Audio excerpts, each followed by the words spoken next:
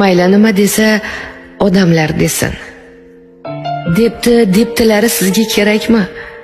Ular ko'nglimizla hisoblashmaslar, ko'tarib yurmaslar bizni yurakni. Kira olmaydilar etimizga ham, bizni qorimizni ko'ramaydilar. Biz qiynalar bo'lsak, kimga ne alam, bir bor holimizni so'ramaydilar. Mayli, nima desa odamlar desin.